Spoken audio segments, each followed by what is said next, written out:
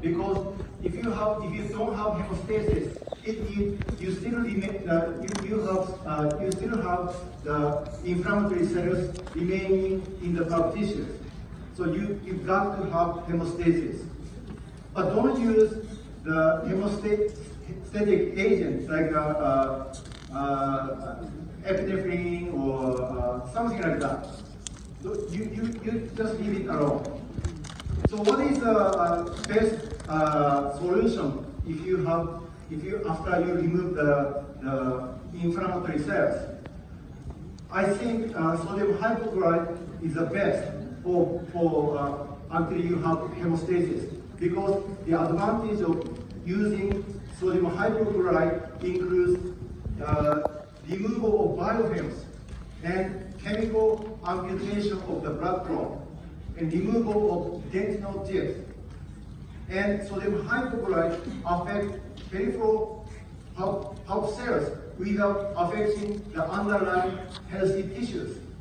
So this is the list of the advantage of using sodium hypochlorite. So I use sodium hypochlorite all the time when the pulp tissue is exposed. So you place after removal of the inflammatory cells, then you place cotton pellet, moisten with sodium hypochlorite. Then you leave it there for 2 minutes. Every 2 minutes, you replace it until you have hemostasis. Yes. Good question. From 1 to 6%. 6%. Yes. Because there are many studies showing low concentration and high concentration. In my case, I use 6%. Yeah. Because I want to be efficient, so I use higher concentration of sodium hypochlorite. So sodium hypochlorite in vital therapies. So you just this is a study about that. So hemostasis because some people want to use saline because they are afraid of using sodium hypochlorite because you could damage healthy tissues.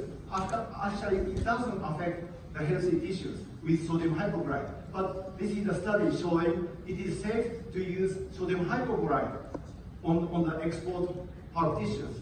So they use saline for 1 minute. They also use sodium hypochlorite for 30 seconds. And the result shows failure. If you use saline, you will have more failures compared to the use of sodium hypochlorite. So you need to use sodium hypochlorite instead of using saline. So that's why I use sodium hypochlorite. I don't use saline.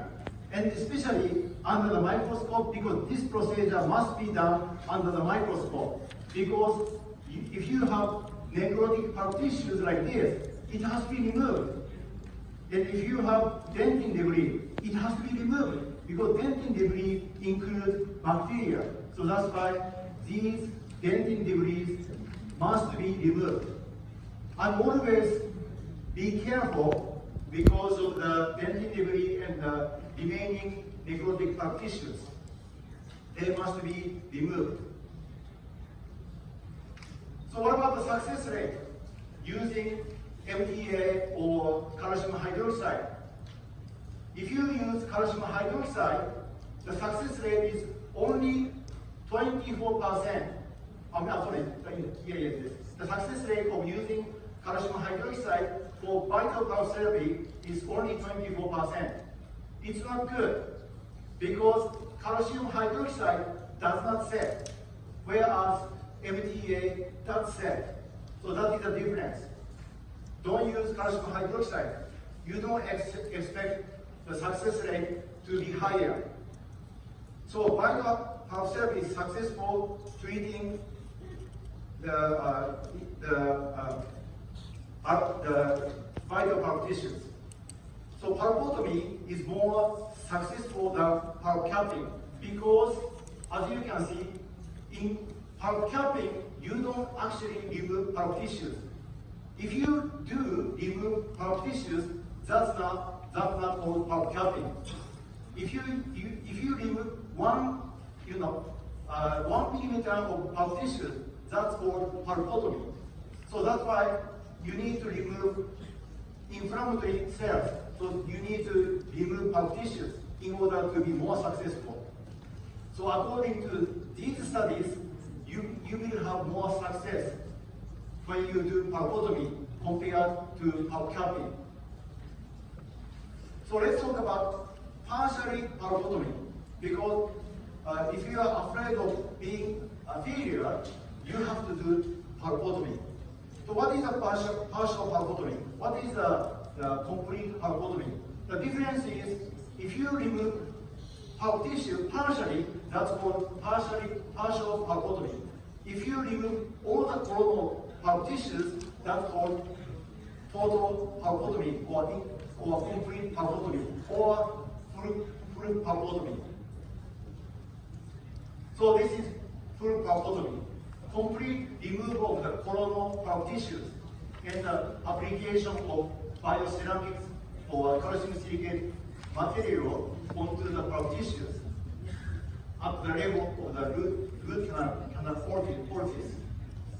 So, for example, if you remove the coronal pulp tissues, that's called complete pulpotomy, or total pulpotomy, or full pulpotomy. There are many words for pulpotomy. But there's no difference, because you remove the pulp tissues. So, for example, if you see bleeding after removal of the pulp tissues, then you will go deeper, maybe 3 millimeters deeper than the initial inflammatory cells. Then, if you wait, then you have hemostasis, then it's okay. But if you don't see the hemostasis, then you have to go deeper, and you may need to remove the coronal pulp tissue. Then that's called full pulpotomy. So the pulpotomy is more successful than the direct pulp capping. So partial, so which one is more successful? Partial pulpotomy or full pulpotomy? Actually, full pulpotomy is more successful than partial pulpotomy. So pulp capping is less successful compared to the partial pulpotomy. But partial pulpotomy is less successful than full pulpotomy because of more removal of pulp tissues. The more tissue you remove, the more successful you will become. So now I have to talk about symptomatic irreversible pulpitis. In this study, 73 patients, they examined 73 patients with spontaneous or lingering pain. And they checked the post-operative pain.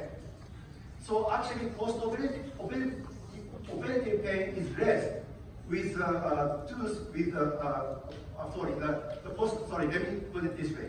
Post-operative pain is less for the pulpotomy compared to the pulpectomy, meaning all the pulp tissues are removed. So here, this is the conclusion. Irreversible pulpitis cases, patients will most likely have no pain 1 day after the pulpotomy. So this is day 0, 16 people felt pain. After 1 day, no pain. Nobody felt pain 1 day after pulpotomy.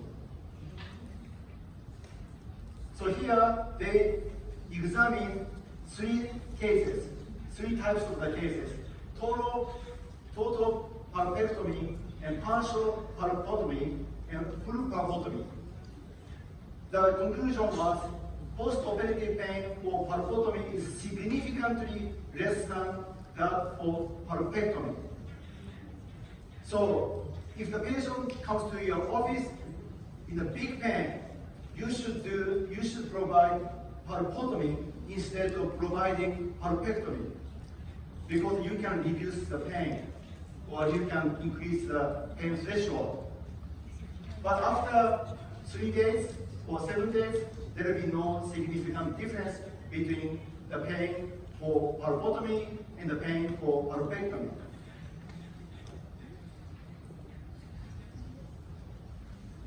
And this is phlebotomy versus root canal treatment. There was no significant difference in success rate between phlebotomy and phlebotomy, but there was significant difference in pain level between phlebotomy and phlebotomy, but there's no difference in success rate. Here, this study showed phlebotomy can be an alternative treatment for management of symptomatic permanent teeth with deep caries lesions. So whenever you see big lesion having spontaneous pain, then you should first provide phlebotomy because you can easily reduce the pain compared to the pain